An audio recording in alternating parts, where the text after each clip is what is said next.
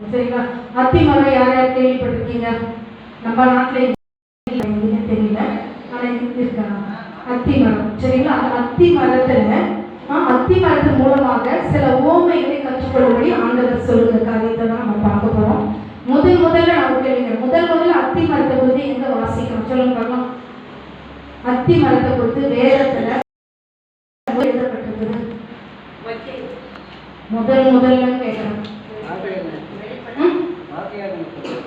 ஆதி ஆகமத்துல. சரியா? கரெக்ட். ஆதி ஆகமத்துல ஆதாமும் ஏவாளும் பாவம் செய்த உடனே என்ன இலையை கரைத்து அவங்க போட்டாங்க? அத்தி மரத்தின் இலையை தான் அவங்க கட்சி என்ன பண்ணாங்க? நிர்வாணத்தை மூடினாங்க. சரிங்களா? அத்தி மரம் அவ்வளவு முக்கியமானது. நிறைய காரியங்கள் இருக்கு அத்தி மரத்தை குறித்து நிறைய சொல்ல முடியும். அத்தி மரத்திலிருந்து அந்த பழத்திலிருந்து அடைய செஞ்சுதான் எசேக்கியா ராஜாவுடைய அந்த வியாதி பிளவும் வந்தது. அதுல போட்டு அவன் சுகமானாங்க என்று சொல்லப்படுகிறது. இன்னும் பார்த்தீங்கன்னா புதிய ஏற்பாட்டுல அத்தி மரத்தின் கீழே இருந்து இஸ்ரவேல் ஜனங்கள் ஜெபிப்பாங்களாம். சரிங்களா? அந்த ஜெபிக்கிற ஜெபத்தை ஆண்டவர் கேட்டு சொல்றாரு இல்லையா? நாத்தான் வேண்ட சொல்றாரு, நீ அத்தி மரத்தின் கீழ் இருக்கும் போதே உன்னை நான் கண்டேன்னு சொல்றாரு. சரிங்களா? அப்ப அத்தி மரம் நிறைய இடங்களில சொல்லப்படுது வேதத்துல. இப்ப நாம என்ன பார்க்க போறோம்னா, மத்தேயில இந்த அத்தி மரத்திலிருந்து ஒரு ஓமையை கற்றுக்கொள்ளுங்க.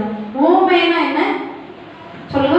ஓமைனா எக்ஸாம்பிள், அதாவது பேரபிள்னு சொல்லுவாங்க. பேரபிள்னா ஒரு எக்ஸாம்பிள். ஓமைகளை சொல்லி இப்ப நம்ம சில இடத்துல கதையை சொல்லுவாங்க, கதைகளை சொல்லி புரிய வைக்கிறாங்க இல்லையா? அதுபோல இயேசு கிறிஸ்து வேதத்துல பார்த்தீங்கன்னா நிறைய ஓமைகளை சொல்லி நமக்கு புரிய வைப்பார். அதை விதைப்பதற்கு ஒரு என்ன செய்வோம்? விவசாயி போவோம். சில விதை வழியருகே விழுந்துடும், சில விதை முள்ளுள்ள இடங்கள்ல, கற்பாறையில, நல்ல விதத்துல இப்படியெல்லாம் விதைக்கும். இதை ஆர்டினரி நம்ம ஃபார்மர் கிட்ட கேட்டாவே தெரியும் இல்லையா? ஒரு விவசாயி கிட்ட கேட்டாவே தெரியும். ஆனா இயேசு கிறிஸ்து இதையெல்லாம் சொல்லி பரலோகத்தின் ரகசியங்களை நமக்கு என்ன செய்யறானா? வெளிப்படுத்துகிறார். வாசிக்க ஒரு வசனம், மத்தேயு 13:11 வாசிங்க. மத்தேயு 13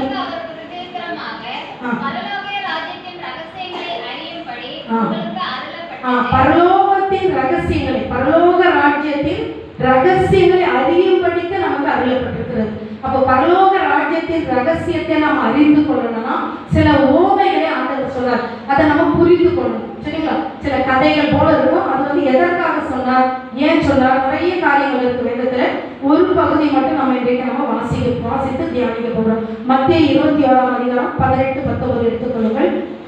மத்தேயு 21 வாசிங்க. காலையிலே அவர் திரும்பி வருகையில் அவருக்கு பசி உண்டாயிற்று. அப்பொழுது வழியருகே ஒரு அத்தி மரத்தை கண்டு அதனிடத்தில் போய் அதிலே இலைகளை எண்ணி வேறொன்றையும் காணாமல், இனி ஒரு காலம் உன்னிடத்தில் கனி உண்டாகாதிருக்க கடவுது என்றார். உடனே அத்தி மரம் பட்டு போயிற்று. சீஷர்கள் அதை கண்டு இந்த அத்தி மரம் எத்தனை சீக்கிரமாய் பட்டு போயிற்று என்று சொல்லி ஆச்சரியப்பட்டார்கள். கர்த்தருடைய நாமத்துக்கு ஸ்தோத்திரம். இந்த இடத்துல பார்க்கிறோம், ஆண்டவராகிய இயேசு கிறிஸ்து பெத்தானியாவுக்கு போயிட்டு அங்க இரவு தங்கிட்டு காலையில வராரு. எங்க போறாருன்னா எருசலேமுக்கு போறாரு. சரிங்களா? எருசலேமுக்கு போகிற வழியில இந்த பெத்தானியாவுக்கும் எருசலேமுக்கும் எவ்வளவு தூரம் தெரியுங்களா? கிட்டத்தட்ட 10 கிலோமீட்டர். சரிங்களா? இன்றைக்கு 10 கிலோமீட்டர். அவ்வளவு தூரமும் நடந்துதான் போறாரு ஆண்டவர். அப்ப நடந்து வரும்போது காலையில எழுப்பி புறப்படுறாரு, எருசலேமுக்கு போகிறார். எருசலேம்ல போய் தேவாலயத்துல போய் அவர் ஒரு காரியத்தை செஞ்சுட்டு திருப்பி பெத்தானியாவுக்கு வருவார். அதற்காக தான் போறார். என்னன்னு நான் அப்புறமா சொல்றேன். ஆனா அப்படி போகும்போது வழியில எதை பார்க்கிறா? ஒரு அத்தி மரத்தை தூரத்துல இருந்து பார்க்கிறாராம். பார்த்து அதனிடத்திற்கு போய் அதுல இலைகளை அன்றி வேற ஒன்றும் இல்லை, இலைகள் தவிர வேற பழம் இல்லை, காய் இல்லை, ஒன்றுமே இல்லையா? அதை பார்த்து ஆண்டவர் என்ன சொல்றாரு?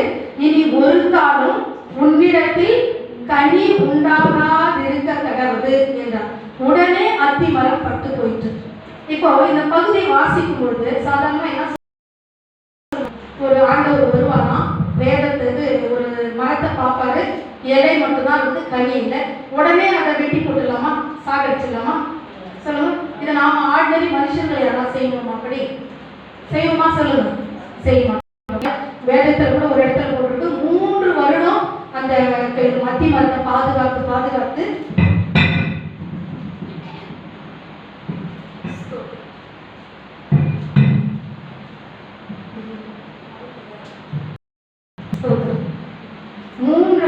வருஷமாக ஒரு அத்தி மரத்தை பாதுகாத்து வளர்க்குறாங்க. 3 வருஷம் பாருங்க, அதிலே கனி, சரியா, கனி கிடைக்காததுனால எஜமான் வந்து சொல்றாரு வேலைக்காரங்கிட்ட, இந்த 3 வருஷம் நாம கனியை தேடினோம், கிடைக்கல, அதை என்ன செஞ்சிரு, வெட்டி போட்டுருன்றாரு எஜமான் வந்து.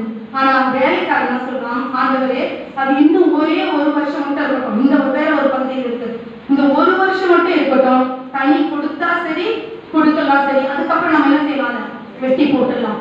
அப்போ இந்த இடத்துல பாத்தீங்கன்னா இயேசு கிறிஸ்து ஒரு சான்ஸ் கூட கொடுக்கல, அதுல கனி இல்லையே, சரி நம்ம பார்க்கலான்னு உடனே அப்படிதான் செஞ்சுட்டு பட்டு போயிட்டு.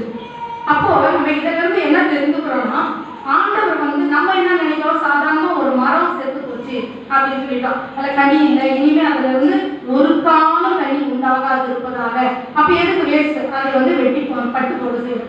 அப்ப இதுல இருந்து நம்ம என்ன தெரிஞ்சுக்கிறோம்னா, ஆண்டவர் வந்து நிறைய உதாரணங்களை சொல்லும் பொழுது நம்ம எழுத்தின்படியே எதையும் பார்க்க வேண்டாம், புரியுதுங்களா? எழுத்தின்படி ஒரு மரத்துக்காக ஆண்டவர் கவலைப்படல, ஒரு பழத்துக்காக கவலைப்படல. அவர் வந்து நம்ம முதல்ல படிச்சோம் இல்லையா, பரலோகத்தின் ரகசியங்களை வெளிப்படுத்துவதற்கு தான் உண்மைகளை ஆண்டவர் சொல்றார், புரியுதுங்களா? இப்ப இந்த பகுதியிலிருந்து நமக்கு ஏதோ ஒரு ரகசியத்தை ஆண்டவர் என்ன செய்ய போறாரு, சொல்ல போறாரு, சரியா? அந்த ரகசியத்தை தான் இன்னைக்கு நம்ம தெரிந்து கொள்ள போகிறோம். அப்ப இந்த இடத்துல கனி இல்லை, ஆண்டவர் அதை என்ன செஞ்சாரு, பட்டு போக செஞ்சுட்டாரு. சரி, உங்களை கேட்கிறேன், இப்ப ஏன் அதுல கனி இல்லாம போச்சு சொல்லுங்க. ஆமா, இப்ப ஒரு மரத்துல வந்து கனி இல்லாம போறதுக்கு ஒரு 2 காரணம் சொல்லலாம். ஒரு காரணம் என்ன, அது சீசன் இல்லை, சீசன் இல்லாதப்ப நம்ம பழத்தை என்ன கிடைக்காது. வேற ஒரு காரணம் என்ன சொல்லலாம், எரு போடாம இருந்து சரியான ஸ்ட்ரென்த் இல்லாம, இல்ல கனி கொடுக்குற மரமே இருக்காது. சில என்ன சொல்லுவாங்க, மரட்டு மரம் சொல்லுவாங்க இல்லையா, அப்படிப்பட்ட மரங்களும் கொடுக்காம போகும். ஆனா இந்த இடத்துல இந்த மரம் எப்படிப்பட்ட மரம்னா, மார்க் 11:13 வாசிங்க. மார்க் 11ஆம் அதிகாரம் 13ஆம் வசனம்.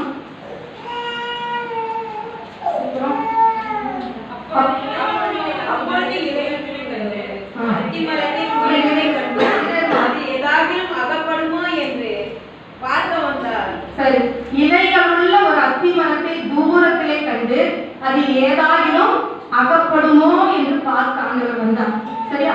அது அந்த காலம் எப்படி இருந்திருப்பாங்க, அத்திப்பழ காலமா இராதபடியினாலே அவர் அதனிடத்தில் வந்தபோது அதில் இலைகளை அல்லாமல் வேறொன்றையும் காணவில்லை. அது என்ன, அத்திப்பழ காலம் இல்லை, அப்ப அந்த சீசன். இன்னொன்னு சொன்னாருன்னா, அதிகாலையில் வரும்போது அவருக்கு பசி உண்டா இருக்கும். அப்போ அந்த மரத்தை பார்த்து அவருக்கு ஒரு எண்ணம் உண்டாச்சு. அதை நீங்க சொல்லணும், பசி உண்டாயிடுச்சு. அதான் மாதிரி சொன்னீங்க, காலையிலே அவர் நகரத்துக்கு திரும்பி வரும்போது அவருக்கு பசி உண்டாயிடுச்சு. அந்த பசியில தான் ஆண்டவர் என்ன பண்றாரு, கனியை தேடி வர. அப்போ இதுதான் ஆண்டவர் நம்மிடத்துல ஏதாவது கிடைக்கும், ஆண்டவருடைய பசியை நம்ம தீர்க்கணும், ஆண்டவருடைய தாகத்தை நம்ம தீர்க்கணும். அதாவது சிலுவையில் ஆண்டவர் தாகமா இருக்கிறேன்னு சொன்னார் இல்லையா, ஏன்னா இயேசு கிறிஸ்து நம்மை போல ஒரு பாடுள்ள மனுஷனா தான் இந்த உலகத்துக்கு வந்தார். நமக்கு எப்படி பசி இருக்குமோ, நமக்கு எப்படி தாகம் இருக்குமோ, நாம எப்படி தூங்கி விழிப்போமோ எல்லாமே அவர் செய்தார், சரிங்களா? 100க்கு 100 மனுஷனாவும் இருந்தாரு, அதே நேரத்துல 100க்கு 100 தேவனாகவும் இருந்தார். அற்புத அதிசயங்களை செய்யும் போது அவர் தேவனாக இருந்தார், சரியா? மற்ற நேரத்துல எல்லாம் நம்மை போல நமக்கு எப்படி பசி எடுக்குமோ, நமக்கு எப்படி தூக்கம் வருமோ, நமக்கு அடிச்சா என்ன வலிக்குமோ எல்லாமே இருந்தது. இயேசு கிறிஸ்து முதல் 30 வருஷம் தன்னுடைய குடும்பத்தோட கூட தான் இருந்தார். இருந்து அந்த குடும்பத்துல என்ன வேலை செஞ்சுட்டு இருந்தாங்க, தச்ச வேலை, தன்னுடைய தகப்பனார் செஞ்ச இந்த கார்பெண்டர் இல்லையா, அந்த வேலையை தான் இயேசு கிறிஸ்து செய்தார். சிறுவயதிலே அவருடைய தகப்பனார் இறந்து போயிட்டார், யோசேப்பு இயேசுடைய தகப்பனார் இறந்து போயிட்ட பிறகு அந்த குடும்பத்தை அவர் தான் கவனித்து வந்தார், சரிங்களா? இயேசு கிறிஸ்து 30 வருஷம் வரைக்கும் அந்த குடும்பத்திலிருந்து எல்லாவற்றையும் கவனித்து பிறகு 30வது வருஷத்துல தான் அவர் வீட்டை விட்டு வெளியே வராரு ஊழியத்துக்கு. 3 வருஷம் தான் இயேசு கிறிஸ்து ஊழியம் செய்தது. அப்படி வருகிற நாட்களில பாருங்க, ஒவ்வொரு கிராமங்கள் தோறும் என்ன செய்யறாரு, அவர் நடந்து கொண்டு சுற்றி திரிந்து கொண்டுதான் வர்றாரு. வேற எந்த வாகனம் அவர் கிடையாது, நடந்து யூதேயா, கலிலேயா, சமாரியா அப்படி இடங்கள்லாம் நடந்து வர்றாரு. அப்படி வரும்போது தான் பெத்தானியாவிலிருந்து எருசலேமுக்கு கிட்டத்தட்ட 10 கிலோமீட்டர் சொன்ன, அப்படி நடந்து வரும்போது தான் அவருக்கு வழியில வந்து அவருக்கு பசி உண்டாயிடுச்சு. இதுல இருக்கு பாருங்க 18ஆம் வசனத்துல, காலையில அவர் நகரத்திற்கு திரும்பி வருகையில் அவருக்கு பசி உண்டாயிடுச்சு. அப்பொழுது அந்த அத்தி மரத்தை பார்த்து கனியை தேடுறார். அப்போ ஆண்டவர் நம்ம ஆவிக்குரிய ஜீவியத்தை பார்க்கும் பொழுது ஆண்டவர் வந்து என்ன பண்றாரு, சொல்றாரு, அவருடைய பசி, புரியுதுங்களா, அவருக்கு தேவை, அவருக்கு ஆண்டவருக்கு என்ன பசி ஆவிக்குரிய விதத்துல பார்க்கும்போது ஆத்தும பசி, புரியுதுங்களா, ஆத்துமாக்கள் நம்ம ரட்சிக்கப்பட்டு பரலோக ராஜ்யத்துக்கு வர வேண்டும், அதுதான் அவருடைய பசி ஆற்ற முடியும். அதுதான் அந்த ஒரு காரணம். அது மாதிரி வரும்பொழுது ஆனா அவர் எதை பார்க்கிறாரு, வெறும் இலைகளை மட்டும்தான் கத்தி மரத்துல பார்க்கிறார். இன்னைக்கு நம்முடைய நம்ம பாண்டமில்ல பாட்டு என்ன பாட்டு, அத்தி மரமோ எத்தனை பேர்கள் வாழ்கிறார்கள், கர்த்தர் இல்லாம வாழ்றாங்க, புரியுதுங்களா. இன்னைக்கு நம்முடைய கிறிஸ்தவ வாழ்க்கையில பார்க்கும்போது அது அத்திமரம் தான். அத்திமரம் வந்து இஸ்ரவேல் தேசத்துக்கு ஒப்பனையா சொல்லப்படும் விதத்துல. நம்ம ஆவிக்குரிய இஸ்ரவேலர்களா நம்ம இருக்கும், நம்மை குறித்து கூட சொல்லுது. அப்ப கர்த்தருடைய பிள்ளைகள் இடத்துலதான் ஆண்டவர் எப்படி கேட்கிறாரு, கனியை தேடி வராது. ஆனா அங்க என்ன இருக்குது, கனி இல்ல, வெறும் இலைகள் மட்டும். இன்னைக்கு நம்முடைய வாழ்க்கையில பாருங்க, நல்லா பசுமையா இருக்கும், நல்ல ஆண்டவரை ஆராதிப்போம், நல்லா பாட்டு பாடுவோம், நல்ல ஜெபம் பண்ணுவோம் மணிக்கணக்கில், சரிங்களா, நல்லா வேதத்தை வாசிப்போம், எல்லாமே கர்த்தருக்கு காணிக்கை கொடுக்கிறது எல்லாமே ஒரு வெளிப்பிரகாரமாக தான் இலைகளை போடலாம், சரிங்களா. ஆனா இலைகளும் இருக்கும் மரத்துல. அது போல நம்முடைய வாழ்க்கையில இலைகள் மட்டும்தான் இன்றைக்கு இருக்கிறது. ஆனா உள்ளான ஜீவியத்துல நம்முடைய வாழ்க்கையில கனி இருக்கிறதா என்று சொல்லி நம்ம ஆராய்ந்து பார்க்க போகிறோம், சரிங்களா. இருக்கு அப்போ ஆண்டவர் தேடி வருகிற அந்த மரத்துல என்ன இல்லை, கனி இல்லை. அதை வந்து சபித்தார் என்று பார்க்கிறோம். அப்ப ஏன் கனி இல்லைன்னு சொல்லும்போது நம்ம வாசித்தோம், அது அத்திப்பழ காலமே, சீசனே இல்லாத இடத்துல வந்து ஆண்டவர் என்ன கேட்கிறாரு, கனியை தேடுறாரு. இது யோசிச்சு பாருங்க, நியாயமா இருக்குமா?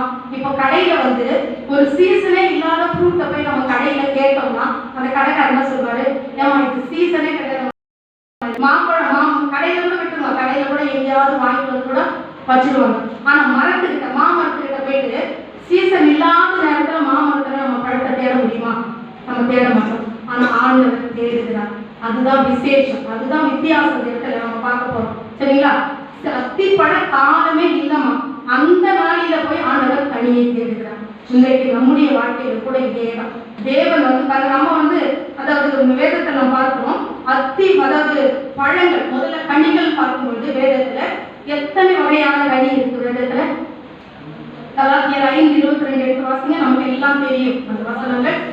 அன்பு, சரியா சொல்லுங்க, அன்பு, சந்தோஷம், சமாதானம், நீடிய பொறுமை, தயவு, நற்குணம், விசுவாசம், சாந்தம், இச்சையடக்கம். இந்த 9 கனி, அதாவது கனிகள் என்று கூட வேதத்துல கனிதான், ஃப்ரூட் தான், ஃப்ரூட்ஸ் கிடையாது, எல்லாமே இணைந்ததுதான் ஒரு கனி, புரியுதுங்களா.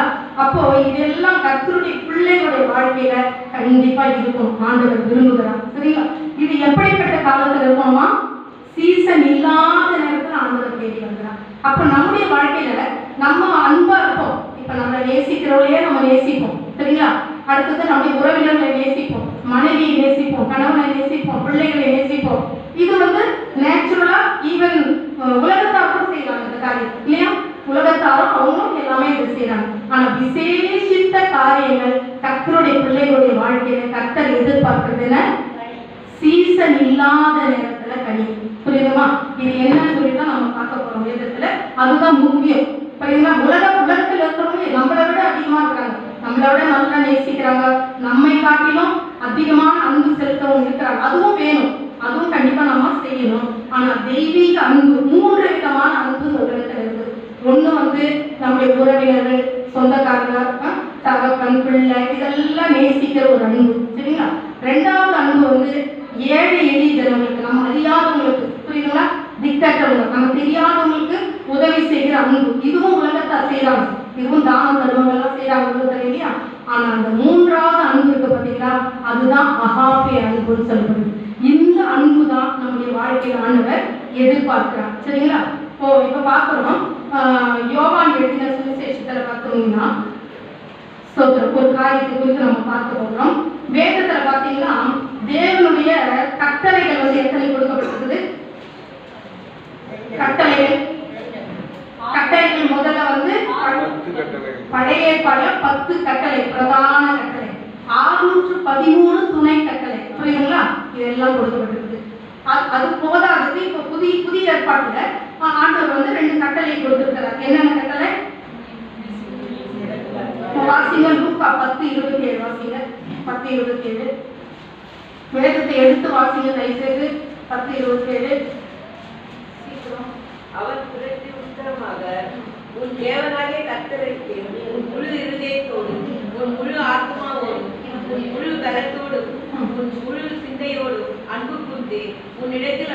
கூறுவது போல பிறரிடத்திலும் அன்பு கூறுவாயாக இந்த இடத்துல வந்து பாத்தீங்கன்னா 2 கட்டளை கொடுக்கப்பட்டிருக்கு. ஒன்று என்ன? நம்முடைய தேவனை முழு இருதயத்தோடும் முழு ஆத்மாவோடும் முழு பலத்தோடும் அறகுறையா கிடையாது. சரிங்களா? அதுலயும் சில பேர் வந்து இப்ப ஜெபம் பண்ணும்போது உலகத்தையும் வசிக்குவாங்க, ஜெபமும் பண்ணுவாங்க. அப்படி இருக்கிற முழு இருதயம். சரிங்களா? ஆலயத்துக்கு வந்தா கூட உங்களுடைய சிந்தையெல்லாம் வேற எங்கேயானா இருக்கும். அப்படி இருந்தா கூட முழு இருதயம் கிடையாது. ஆனா தேவனை முழு இருதயத்தோடு நம்ம அன்பு கூர்ந்து அவரை நேசித்து நம்ம துதிக்கணும். 2வது என்ன சொல்லப்பட்டிருக்குது? உன்னிடத்தில் அன்பு கூறுவது போல பிறனிடத்தில் அன்பு கூறுவாயாக. சரிங்களா? இது 2வது கட்டளை. உன்னிடத்தில் நீ எந்த அளவு அன்பு கூறுறியோ அந்த அளவு பிறனிடத்தில் அன்பு கூறு. லிமிட் ஆண்டவர் வச்சுக்கிறார். இப்ப நீ வந்து உன்னை வந்து ஒரு 60-70% நீ அன்பு கூர்ந்து கொண்டிருக்கிறனா அதே அளவு மற்றவர்களிடத்திலே அன்பு கூறு. இல்ல 100க்கு 100 உன்னை நீ நேசிக்கிறா 100க்கு 100 மற்றவர்களை நேசி. அவ்வளவுதான். நீ வந்து உன்னிடத்துல எந்த அளவுக்கு அன்பு கூறுறியோ அதே மாதிரி பிறனிடத்துல அன்பு கூறுவாயாக. இந்த கட்டளை வந்து புதிய ஏற்பாட்டுல மட்டும் கிடையாதுங்க, பழைய ஏற்பாட்டிலே இருக்கு. தெரியுமில்ல? அந்த பழைய ஏற்பாட்டிலே சொல்லி இருக்கிறார். வாசிங்க உபாகமம் 6:5 வாசிங்க. உபாகமம் 6ஆம் அதிகாரம் 5ஆம் வசனம். சீக்கிரம். நீ உன் தேவனாகிய கர்த்தரிடத்தில் ம் முழு இருதயத்தோடும் ம் முழு ஆத்மாவோடும் முழு பலத்தோடும் அன்பு கூறுவாயாக. ஆமென். அதான் இந்த வார்த்தை வந்து பழைய ஏற்பாட்டு உபாகமத்திலே ஆண்டவர் சொல்லியிருக்கிறார். இங்கே கூட இயேசு கிறிஸ்து பாருங்க, லூக்கா 10:26 நியாயப்பிரமாணத்தில் என்ன எழுதியிருக்கிறது, நீ வாசிக்கிறது என்ன என்று கேட்டார். அப்ப நியாயப்பிரமாணத்திலே இது சொல்லப்பட்டிருக்குது இந்த வார்த்தை. புரியுதுங்களா? நியாயப்பிரமாணத்தை பழைய ஏற்பாட்டிலே இருக்குது. அதே மாதிரி லேவியராகமம் 19:18 வாசிங்க. லேவியராகமம் 19:18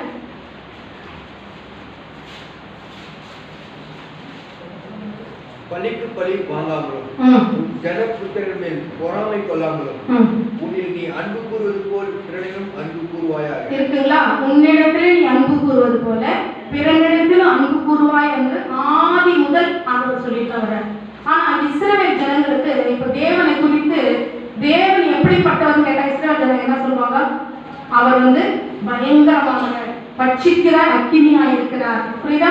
ஏன்னா ஒரு தவறு செஞ்சா பல்லுக்கு பல் கண்ணுக்கு கண் உடனே அடிதான். ஒரு பாவம் செஞ்சா இன்னைக்கு கிருபையா நம்ம இருக்கிறோம். அப்படியெல்லாம் அடிச்சு போனா நம்மளால இருக்கவே முடியாது. அந்த நாள்ல ஒரு தவறு செஞ்சா உடனே அடி. புரியுதுங்களா? அப்படிதான். அப்ப இஸ்ரவேல் ஜனங்களை கேட்டா தேவன் ரொம்ப கடுமையா இருக்கிறாரு, கொடுமையா இருக்கிறாரு, ரொம்ப பயங்கரமானவர் அவர், அப்படிதான் சொல்லுவாங்க. சரிங்களா? ஏன்னு சொன்னா தேவன் எப்பொழுதுமே அவர் God is love ஆண்டவர் எப்பொழுதுமே எப்படி இருக்கிறார்? அன்பாக தான் இருக்கிறார். ஆனா புரிந்து கொள்ள மாட்டாங்க. பழைய ஏற்பாட்டுல இஸ்ரவேல் ஜனங்க தேவனை குறித்து அன்பானவர்னா ஒத்துக்கொள்ளவே மாட்டாங்க. சரிங்களா? இப்ப உதாரணத்துக்கு ஒரு தகப்பன் இருக்கிறாரு, ஒரு பிள்ளை தப்பு செய்யும் போது அந்த பிள்ளைய அடிக்கிறாருன்னு வச்சுக்கோங்க. அடிச்ச உடனே அந்த பிள்ளைய கேட்பான், அப்பா எப்படிப்பட்டவர் பானா? அவர் ரொம்ப ஸ்ட்ரிக்டா இருப்பாரு, அவர் ரொம்ப கடுமையா இருப்பாரு, இல்ல அன்பா இருக்கிறாரா? இல்ல அவர் அன்பே கிடையாதுன்னு தான் சொல்லுவாங்க பிள்ளை. ஆனா உண்மையிலேயே தகப்பன் எப்படிப்பட்டவர்? அன்பாதான் இருக்கு. அன்பினாலதான் அடிக்கிறார். தான் நேசிக்கிற புத்திரரை என்ன செய்வாங்க? சிக்ஷிக்கிறாங்க. தான் தப்பு செய்யும் போது மற்ற பக்கத்து வீட்டு பிள்ளையெல்லாம் போய் அடிக்க மாட்டாங்க. நம்ம பிள்ளை தப்பு செஞ்சா அந்த பிள்ளைய அடிச்சு கண்டிக்கிறது, அதுதான் தகப்பனுடைய இது. அதே போலதான் ஆண்டவராகிய தேவன் பழைய ஏற்பாட்டுல இஸ்ரவேல் ஜனங்கள் அப்பப்ப தண்டிச்சு தண்டிச்சு தண்டிச்சு என்ன செய்வார்? திருத்தி கொண்டே வந்தார். பழைய ஏற்பாட்டிலே இந்த காரியம் சொல்லப்பட்டிருக்கிறது. ஒரு வசனம் வாசிங்க. யோவான் 13:34 வாசிங்க. யோவான் 13:34. நீங்கள் ஒருவர் அன்பாயிருங்கள், நான் உங்களில் அன்பாயிருந்தது போல நீங்களும் ஒருவரில் ஒருவர் அன்பாயிருங்கள் என்கிற புதிதான கட்டளையை உங்களுக்கு கொடுக்கிறேன். சரி, இந்த வசனத்தை எல்லாம் கவனிங்க. நீங்கள் ஒருவரில் ஒருவர் அன்பாயிருங்கள், நான் உங்களிடத்தில் அன்பாயிருந்தது போல நீங்களும் ஒருவரில் ஒருவர் அன்பாயிருங்கள் என்கிற புதிதான கட்டளை உங்களுக்கு கொடுக்கிறேன். இதை என்ன புதிதான கட்டளை சொல்லுங்க பார்க்கலாம். ஆமா, புரியுதுங்களா? இப்ப இதுக்கு முன்ன வந்து கட்டளை என்னன்னா, முதல்ல வந்து தேவனிடத்தில் அன்பு கூறணும். சரிங்களா? 2வது உன்னிடத்தில், இப்ப நான் என்னிடத்தில் நான் எப்படி அன்பு கூறணும், பிறரிடத்தில் அன்பு கூறணும். அவ்வளவுதான் லிமிட். எனக்குள்ள என்ன அன்பு இருக்குதோ அந்த அன்பு தான் மற்ற இடத்துல. இதுதான் 2 கட்டளை. ஆனா இங்க ஆண்டவர் இயேசு கிறிஸ்து என்ன சொல்றாரு? நான் உங்களில் அன்பாய் இருக்கிறது போல. இயேசு கிறிஸ்து, புரியுதுங்களா? வித்தியாசம் புரியுதா உங்களுக்கு? இயேசு கிறிஸ்து நம்மிடத்துல எவ்வளவாய் அன்பு கூறுகிறாரோ அந்த அளவுக்கு நம்ம மற்றவங்களிடத்துல அன்பு கூறணும். புரியுதுங்களா? வித்தியாசம். இயேசு எந்த அளவுக்கு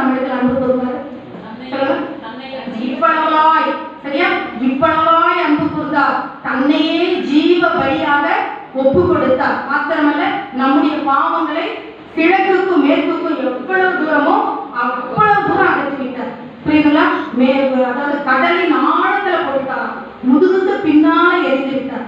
எவ்வளவாய் அன்பு கூர்ந்தார், அதுக்கு அளவே கிடையாது. இயேசு கிறிஸ்து நம்ம மீது அன்பு கூர்ந்தது. அந்த அன்பு நம்ம புரிந்து கொள்ளணும். பழைய ஏற்பாட்டில் சொல்லப்பட்ட அன்புக்கும் இந்த அன்புக்கும் வித்தியாசம் தெரியுது அவங்களுக்கு. உன்னிடத்தில் அன்பு கூறுவதில் பிறரிடத்தில் அன்பு கூறுவாயாக, அதையும் செய்யணும், அது செய்யாம இருக்கக்கூடாது. அது மாத்திரமல்ல, புதிதான கட்டளை உங்களுக்கு கொடுக்குறேங்கிறார். என்ன கட்டளை? நான் உங்களிடத்துல எவ்வளவாய் அன்பு கூறுந்தேனோ அந்த அளவுக்கு நீங்க அன்பு கூறணும். புரியுங்களா? அப்ப நம்ம நம்மையே என்ன பண்றோம், மற்றவர்களுக்கு கொடுக்கணும். அநேக காரியங்களை மற்றவர்களுக்கு கொடுக்கணும். அந்த அன்பில நம்ம நிலைத்திருக்கணும். இப்ப இந்த அன்பு குறித்து நம்ம பார்த்தோம் இல்லையா? அன்பு, அதாவது ஆவிக்குரிய கனிகளை பார்க்கும்போது இந்த அன்பு முதலாவது நம்ம அன்பு 9 கனிகள் இருக்குது. 9 குறித்து நம்ம சொல்ல போனா ரொம்ப லேட் ஆகும். அதனால ஃபர்ஸ்ட் அண்ட் லாஸ்ட் 2 மட்டும் தான் நான் சொல்ல போறேன். முதல் கனியும் 9வது கனி என்ன கனி? இச்சை அடக்கம். புரியுதுங்களா? முதல் கனி அன்பு. சொல்லுங்க, அன்பு. முதல் கனி அன்பு, கடைசி கனி இச்சை அடக்கம். 2 கனியை மட்டும் நம்ம பார்த்து இன்னைக்கு முடிக்க போறோம். சரிங்களா? இப்ப இயேசு கிறிஸ்து கனியை தேடி வரார் இல்லையா? அப்ப அந்த கனியை நம்ம கொடுக்கணும். எப்படிப்பட்ட கனியை நம்ம கொடுக்கணும்னு சொல்லி இப்ப சொல்லப்பட்டிருக்குன்னா, அந்த இவ்வளவா இயேசு கிறிஸ்து நம்மளுக்கு அன்பு கூர்ந்தான்னு சொல்லப்பட்டிருக்கு இல்லையா? அதுல பார்க்கும் பொழுது இயேசு கிறிஸ்து சிலுவையில் அவள் மரித்து என்ன செய்தாரு? நமக்காக ஜீவனை கொடுத்தார். ஆனா பாருங்க, அவர் சொன்ன வார்த்தை ஒரு வார்த்தை, முதல் வார்த்தை என்ன சொன்னாரு? சொல்லுங்க, முதல் வார்த்தை சிலுவையில் என்ன சொன்னார்?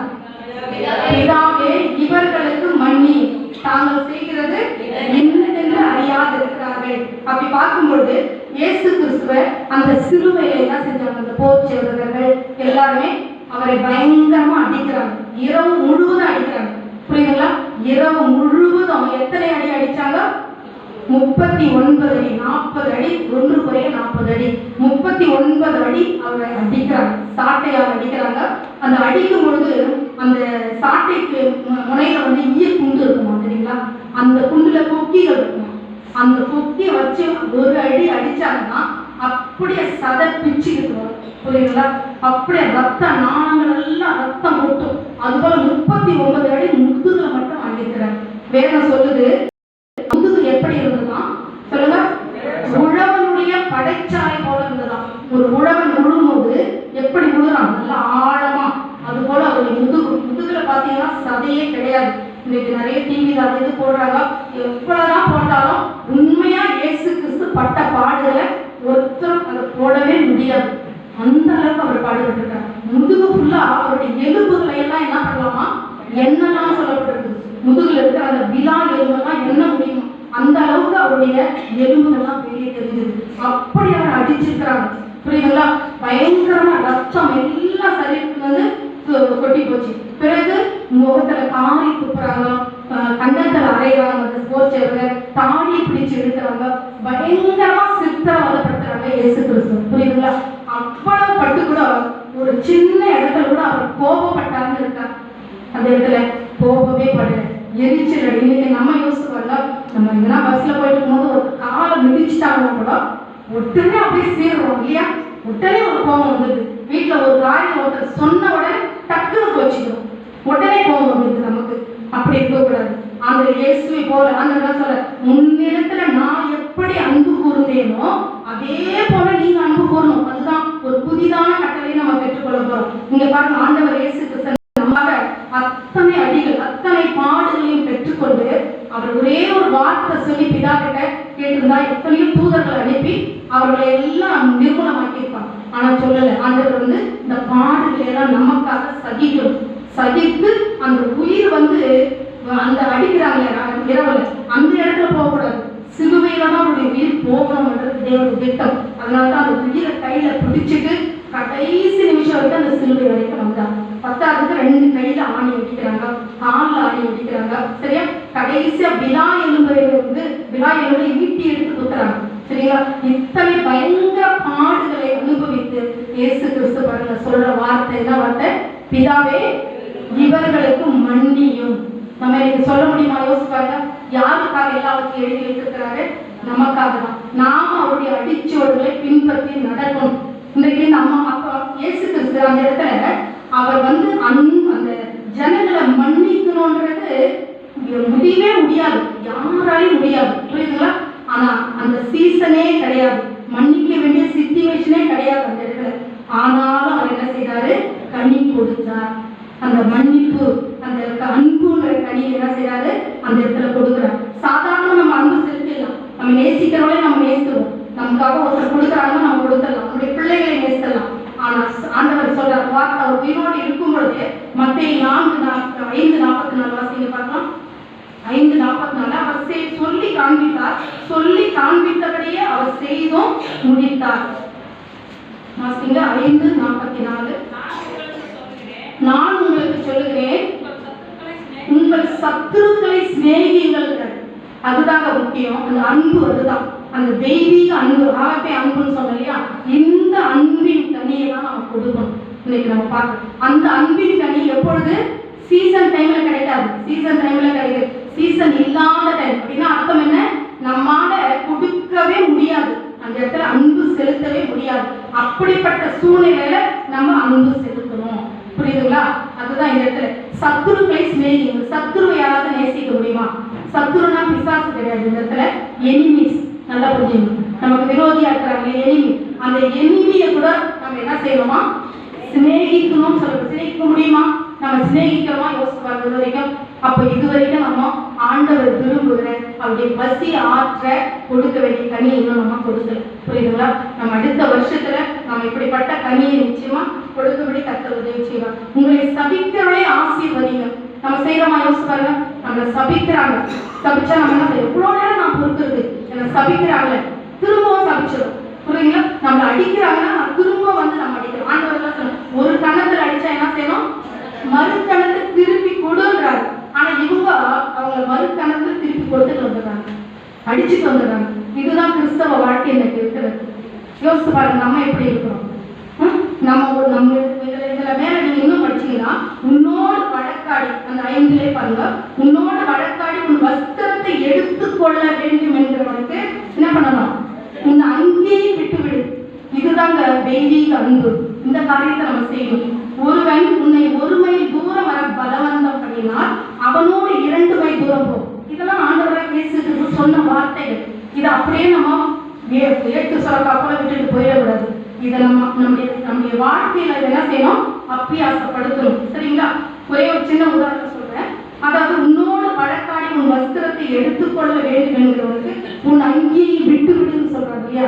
இந்த ஒரு சம்பவம் என்னுடைய வாழ்க்கையில கூட நடந்தது. சுருக்கமாக சொல்லி நேரம் ஆயிடுச்சு. அதாவது நான் டியூட்டி பண்ணிட்டு இருக்கும்போது பார்த்தீங்கன்னா, நான் ஒரு முறை சொல்லியிருக்கேன் அந்த விஷயத்த பெண்கள் கூட்டத்தில். ஒரு சகோதரிகளுக்கு வந்து அப்போ நாங்கள் ஃப்ரெண்ட்ஸ் எல்லாம் ஒருத்தர் ஏதாவது கைமாத்தா வாங்கிடுவோம் பைசா.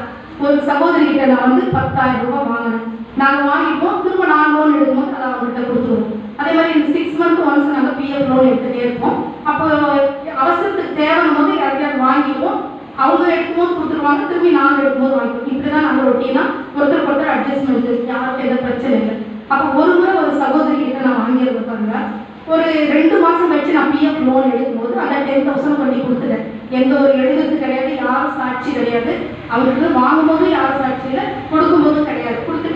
கொடுத்துட்டு வந்துட்ட பிறகு ஒரு 2 months கழிச்சு அந்த சகோதரி வந்து என்கிட்ட பேசிமா, நீ வந்து ஒரு 10,000 வாங்கினீமா, அதை கொடுத்துருமா எனக்கு அப்படின்னு. அப்போ இல்லைம்மா, இல்லை புஷ்பா அவங்க பேர், அவங்க கட்டுரை இன்னைக்கு இல்லை, மறைச்சிட்டாங்க, சரியா? புஷ்பா கூட சொல்ல, இல்லை புஷ்பா, நான் அவங்கள்ட்ட வாங்கினேன், 2 மாசத்துல உங்களுக்கு திருப்பி கொடுத்துட்டேன், நான் டைரியில கூட எழுதி வச்சிருக்கிறேன்னு சொன்னேன்.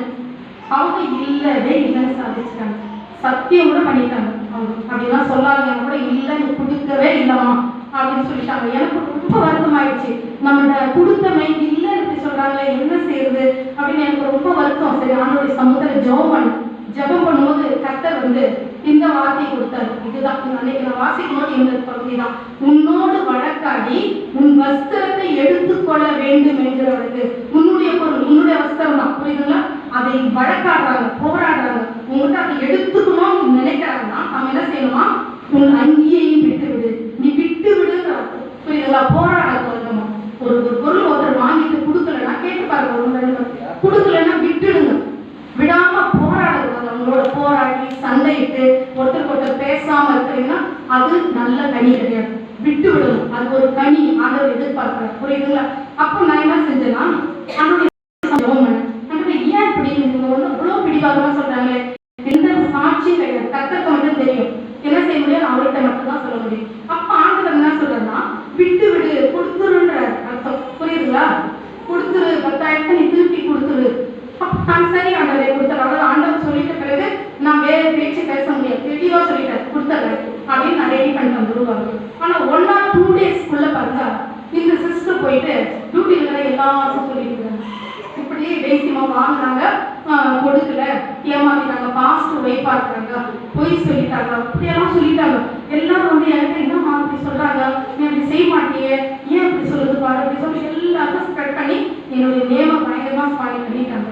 நான் என்ன செய்ய தரல, நான் 2 நாள் கழிச்சு கொடுக்கலான்னு அப்ப இருக்கும்பொழுது அப்படி இப்படி சொல்லிட்டு இருக்கிறாங்க. ரொம்ப வேதனை ஆயிடுச்சு. சரி நம்ம 10,000 கொடுக்கதானே போறோம், ஏன் இவங்க எல்லாருக்கிட்டையும் இப்படி சொல்லி இப்படி தேவனுடைய நாம வேற தூஷிக்கப்படுது இல்லையா? பாஸ்ட் ஒய்ஃப் அப்படின்றாங்க இல்லையா, கர்த்தருடைய பிள்ளை இப்படி செய்றீங்க அப்படின்னு. அதனால எனக்கு ரொம்ப வேதனை. சான்று சமுத்திரம் மறுபடியும் ஜோமன் ஆண்டவரே நீங்க கொடுக்க சொன்னீங்க, நான் கொடுத்துறேன் இல்லையா? ஆனா இப்போ இந்த நேமெல்லாம் ஸ்பாயில் ஆயிருக்குது. இன்னும் நான் கொடுத்துட்டேன்னு வச்சுங்க, அவங்க மற்ற ஜனங்க என்ன சொல்லுவாங்க, பாரு இப்போ திருப்பி கொடுத்துட்டாங்க பத்தியா, இவ்வளவு தூரம் கேட்ட பிறகு இதை முதல்ல செஞ்சிருக்கலாம்ல சிஸ்டர், இவ்வளவு தூரம் சொன்ன பிறகு செய்யறாங்களே, ஏன் அப்போ என் பேர் கெட்ட பேரெல்லாம் இருக்கும். கண்டிப்பா என்னுடைய பேர் பண்ணதுக்காக இல்ல, தேவனுடைய நாம தூஷிக்கப்படுது. அது எனக்கு ரொம்ப வருத்தமா இருந்துச்சு. சரி மறுபடியும் ஆண்டுடைய சமூகத்துல போய் நான் அழுது ஜோம் ஆண்டவர் இப்படி இது மாதிரி ஒரு பிரச்சனை இருக்காங்க, நான் என்ன செய்யணும் இருக்காங்க போது சரி நான் ஜெபிச்சுட்டு வந்துட்டேன். பாருங்க ஒரு 2 daysக்குள்ளே நான் அந்த ரோட்ல இருந்து நடந்து போயிட்டு இருக்கிறேன். அவங்களுடைய ஹஸ்பண்ட் வராது, புரியுதுங்களா? அவங்க ஹஸ்பண்ட் வராது எதிர்க்கல. எனக்கு டக்குன்னு அவர்கிட்ட பேசணும்னு தோணுச்சு. பிரதர் நீங்க உங்ககிட்ட பேசணும் வந்து என்ன சொல்லுங்க ஸ்டாண்டர்டு. அப்போ இந்த விஷயத்த சொன்ன மாதிரி புஷ்பகத்தை நான் வந்து ஒரு 10,000 வாங்கினேன். அது ஒரு 2 months அப்புறம் கொடுத்துட்டாங்க. ஆனால் இன்னும் கூட கொடுக்கலன்னு அவங்க சொல்லிட்டு இருக்கிறாங்க அப்படின்னு ஒரு வார்த்தை சொன்னேன். உடனே அவர் என்னன்னாரு, புஷ்பா கொடுக்கலன்னு சொன்னாங்க அவங்ககிட்ட அப்படின்னு கேட்டாங்க. ஆமா அப்படின்னு. சரி சாரி சிஸ்டர், நீங்க போங்க, நான் பேசிக்கிறேன் புஷ்பா கிட்ட.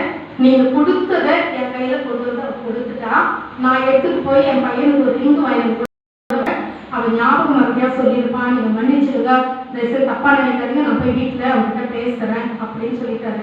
சரி நான் டியூட்டிக்கு வந்துட்டேன். வந்து உட்கார்ந்துட்டு இருக்கிறேன். உடனே அந்த சிஸ்டர் ஓடி வராங்க. கொஞ்ச நேரத்துல ஓடி வந்து அழுகுறாங்க, கையை பிடிச்சிட்டு அழுகுறாங்க. தேசியமா என்னை மன்னிச்சிருமா, நான் தப்பு செஞ்சுட்டமா, என்னை மறந்துட்டமா, நான் நீ கொடுத்து ஞாபகமே இல்லைமா அப்படின்னு சொன்னாங்க.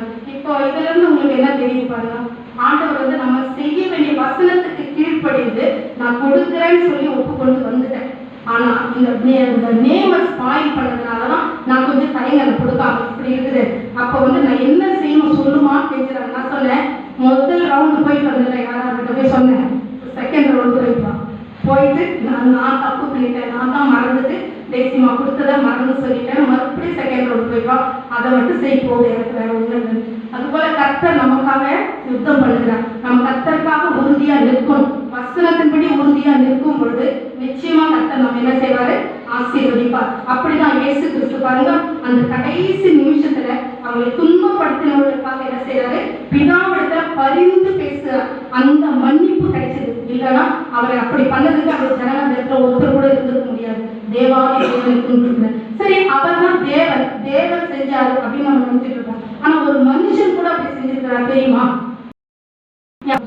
ஒரு மனுஷன் கடைசி நிமிஷத்துல மன்னிப்பு கேட்டு, யார சொல்ல, ஸ்தேவான், புரியுதுங்களா? அப்போஸ்தலர் 7ஆம் அதிகாரம் எடுங்க, 7ஆம் அதிகாரம் 58ஆம் வசனத்துல சொல்லப்பட்டிருப்பாங்க. அதாவது ஒரு ஆக்சுவலா பாத்தீங்கன்னா 12 அப்போஸ்தலர்ல அவர் ஒரு அப்போஸ்தலன் கூட கிடையாது, சரிங்களா? அவர் ஒரு பந்தி விசாரிப்பு செய்கிறார். வாசிங்க அந்த பகுதியை. 58, 59ஆம் வசனம், 60ஆம் வசனம். அப்பொழுது கர்த்தராகிய இயேசுவே என் ஆவியை ஏற்று சேவன் பொழுது கொள்ளுகையில் அவனை கல்லெறிந்தார்கள். பாருங்க, அவரை கல்லெறிந்து கொள்றாங்க. எதற்காக? தேவனை குறித்து பிரசங்கம் பண்ணினதுனால, ஆண்டுடைய வார்த்தையை சொன்னதுனால அந்த யூதர்கள் எல்லாம் இவன் மேல கல்லெறிந்து சாகடிக்கிறாங்க. கல்லாலேயே அடிச்சு ஒருத்தர் சாகடிக்கணும்னா எவ்வளவு கொடுமை யோசிச்சு பாருங்க. ஒரு ஷூட் பண்ணிட்டு செத்துட்டா கூட தெரியாது, அதை ஒரு கத்தி எடுத்து அறுத்துட்டா கூட ஒரு செகண்ட்ல உயிர் போயிடும். ஆனா கல்லாலே அடிச்சு அடிச்சு அடிச்சு அவன் உயிர் போனோம்னா அது எவ்வளவு கொடுமை. அப்படிதான் அந்த சேவான செய்யறாங்க பாருங்க. அப்புறம் வந்து பாருங்க, நகரத்துக்கு புறமே தள்ளி அவனை கல்லெறிந்தார்கள். சாட்சிக்காரர் தங்கள் வஸ்திரங்களை கழற்றி சவுல் எனப்பட்ட ஒரு வாலிபனுடைய பாதத்தருகே வைத்தார்கள். அவனோ முழங்கால் படியிட்டு, யாரு சேவான் கல்லடி வாங்கிட்டு உயிர் போக போது அந்த நேரத்துல முழங்கால் படியிட்டு, ஆண்டவரே இவர்கள் மேல் இந்த பாவத்தை சுமத்தாதிரும் என்று மிகுந்த சத்தமிட்டு சொன்னான். இப்படி சொல்லி நித்திரை அடைந்தான். பாருங்க, கல்லாலே அடிச்சு சாகடிக்கிற அந்த தருணத்துல அவன் வேதனை இருக்கும், கண்டிப்பா வலி வேதனை எல்லாமே இருக்கு. ஐயோ அம்மா அப்படின்னு கூச்சல் போடல, அல்ல இப்படி செய்வீங்களே, நீங்க நல்லா இருப்பீங்களா அப்படியெல்லாம் திட்டல் எதுவுமே. அவன் என்ன செய்யறான், இந்த பாவத்தை, எவ்வளவு பாவம் செய்யறாங்களே, இந்த பாவத்தை அவர்கள் மேலே சுமத்தாது. இதுதான் அன்பு. இந்த தெய்வீக அன்பு தான் நமக்கு வேண்டும்.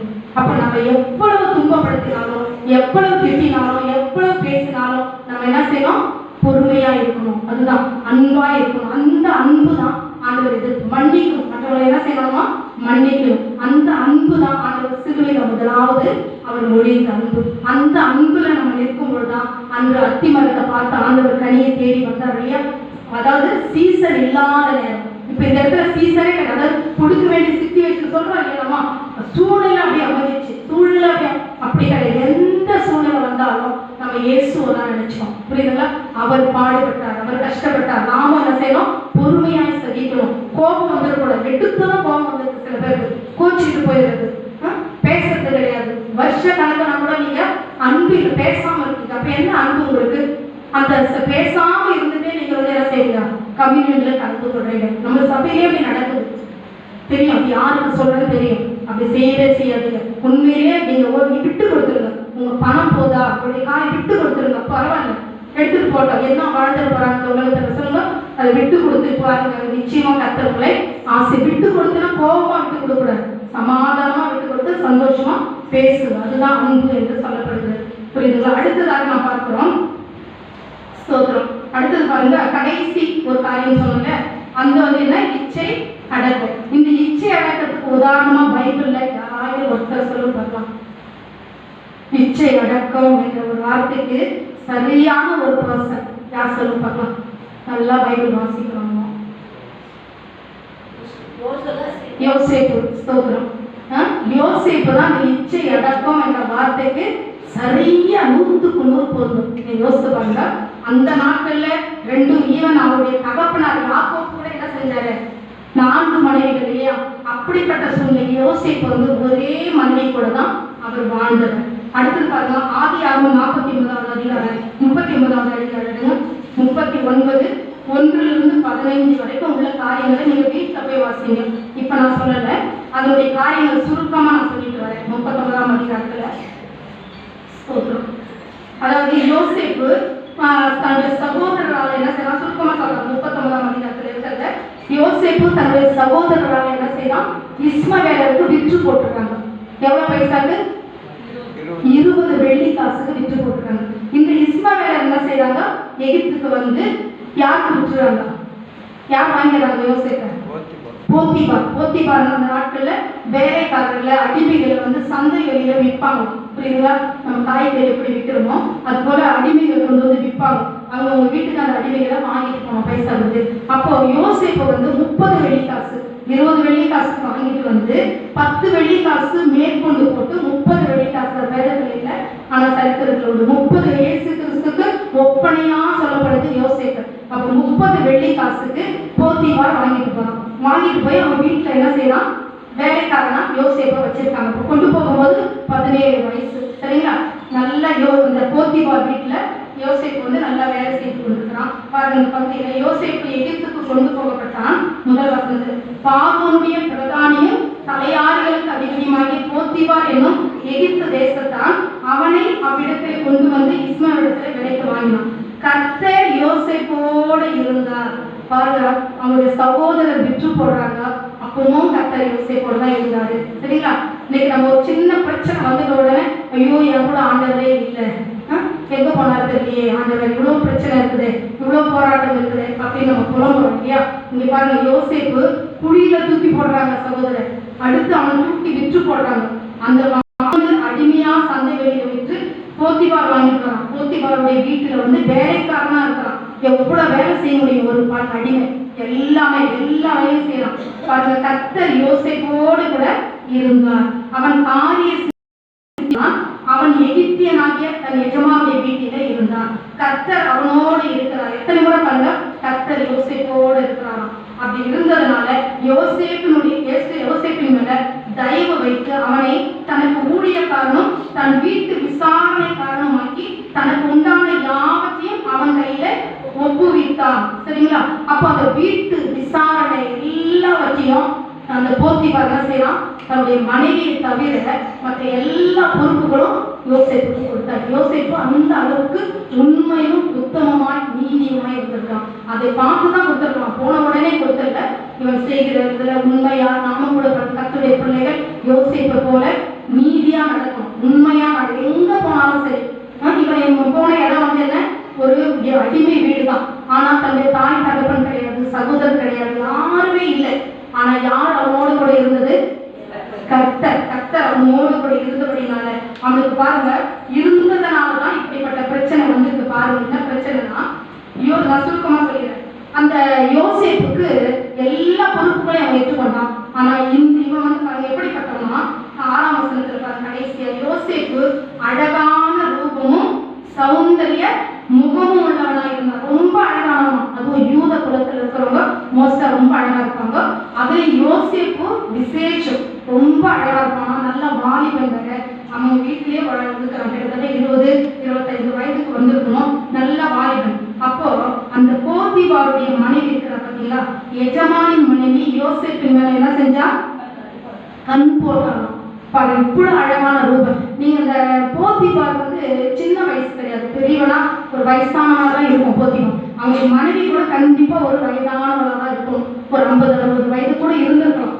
இவன் குழந்தை, வாலிப பிள்ளை, சின்ன பிள்ளை இல்லையா? இந்த குழந்தை மேல கண்ணு போட்டுருக்கா பாருங்க. இது எவ்வளவு பெரிய இச்சையான காரியம். பிசாசு இவன் மேல கண் போட்டு அவனோட ஒவ்வொரு நாளும் சொல்லப்பட்டிருக்குது. ஒரு நாள் 2 நாள் கிடையாது, வேற எங்கேயும் வெளியும் யோசேப்பு போக முடியாது, வீட்டிலே தான் இருக்கணும். ஒவ்வொரு நாளும் தனிமையா இருக்கும்போது யோசேப்பு என்ன செய்வாங்க, நித்தம் வந்து தொந்தரவு பண்ணுவாங்க, நித்தம். ஆனா யோசேப்போடு கூட கர்த்தர் இருந்ததுனால யோசேப்பு என்ன செய்யலாம், அந்த காரியத்துக்கு உடன்படவே இல்லை. அப்படிதான் அவன் காலத்தை தள்ளிட்டு போயிட்டு இருக்கான். இதை போத்திபாரிடம் சொல்லவே முடியாது. அவனிடத்த சொன்னாங்க, நீ இவன் என்ன செஞ்சிருவான், அவன் தான் என்ன இப்படி பண்ணான்னு தப்பா சொல்லிடுவோம். அதனால இவன் பொறுமையா இருக்கலாம் பாருங்க. ஒரு நாள் வீட்டுல யாருமே கிடையாது, புரியுதா?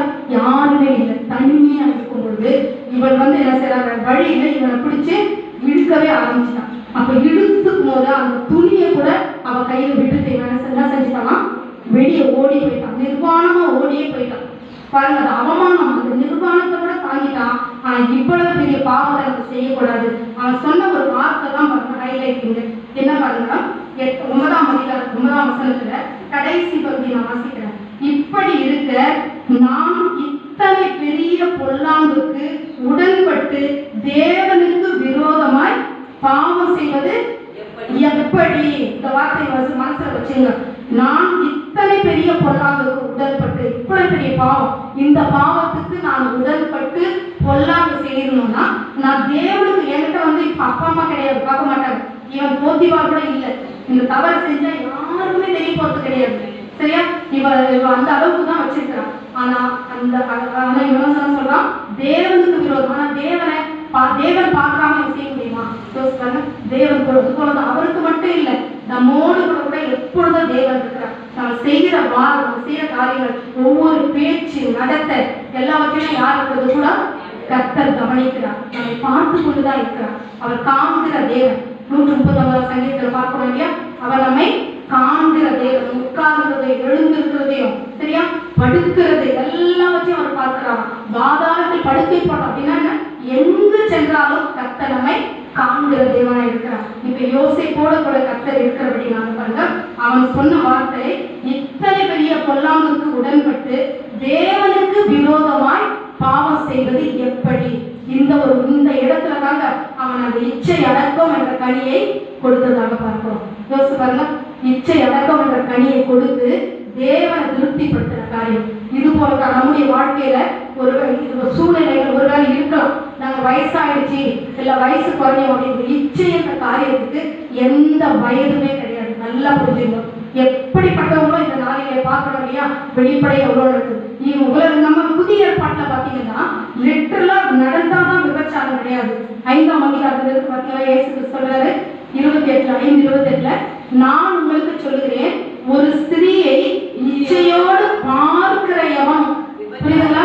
பார்த்தாவே போதும். ஒருத்தர் வந்து பார்த்து அந்த இச்சையின் சிந்தனை வந்து பார்த்தீங்கன்னா அது வந்தாவே தன் இருதயத்துல அவளோட விபச்சாரம் செய்கிறது. அதே மாதிரி ஆண்களுக்கும் அதே மாதிரி பெண்களுக்கும், புரியுதுங்களா? யாரா இருந்தாலும் அந்த இச்சையின் அந்த சுவாபம் வரக்கூட வரும், வராம வரும். இவனுக்கு கூட யோசேப்புக்கு நித்தம் நித்தம் நித்தம் சோதனை வந்துட்டே தான் இருந்துச்சு. நமக்கும் அப்படி பிரச்சனை வரும்.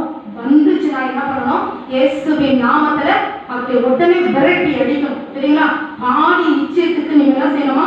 விலகி ஓடணும். வேதத்துல சொல்லப்பட்டிருக்கு நிறைய. 2 தீமோத்தேயு 2:22 வாசிங்க. 2 தீமோத்தேயு 2:22.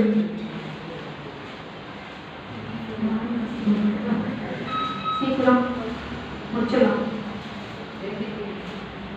அன்றியும் பாலியத்துக்குரிய இச்சைகளுக்கு நீ என்ன செய்யணுமா?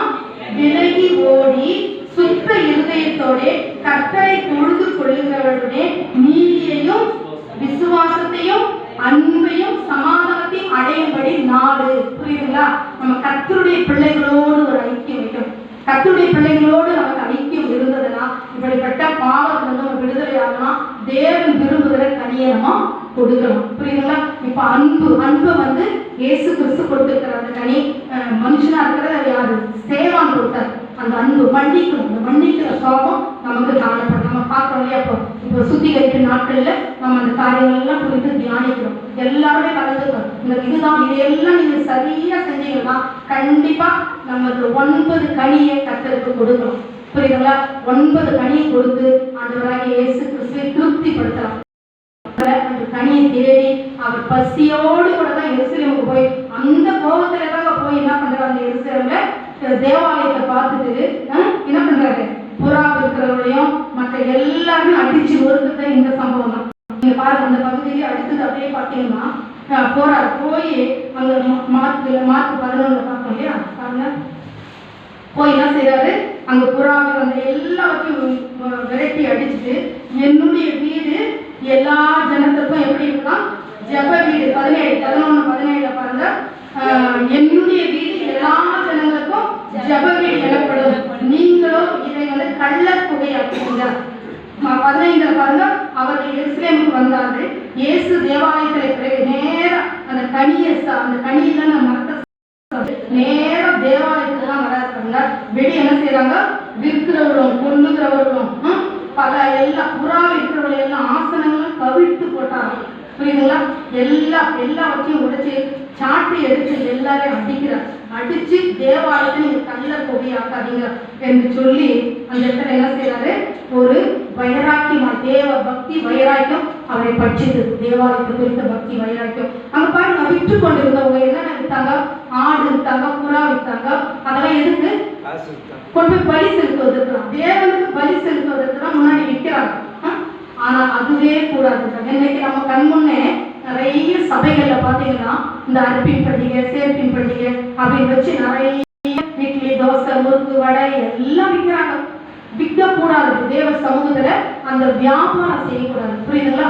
அதுவும் அந்த வியாபாரம் செஞ்சு அதுல வர கள்ள கணக்கெல்லாம் இருக்குதுன்னு வச்சுங்க, அதெல்லாம் போட்டோம்.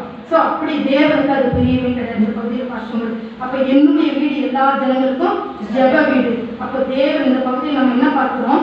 ஆண்டவராகிய தேவன் அந்த அத்தி மரத்தை தூரத்துல பார்த்து, ஆனா அதுல இலைகள் இருக்குது, நல்ல செழிப்பு இருக்குதான். ஆனா உள்ள போய் பார்த்தா என்ன இல்லை? கனி இல்லை. வேதம் சொல்லுது, மனம் திரும்புதலுக்கு ஏற்ற கனிகளை நம்ம என்ன செய்யணும்? கொடுக்கணும். சரிங்களா? யோசேப்பு ஆதியாகமம் 49:28 யாக்கோபு வந்து ஆசீர்வதிக்கும் போது யோசேப்பு குறித்து ஒரு ஆசீர்வாதமான வார்த்தை படிங்க பார்க்கலாம். 49:22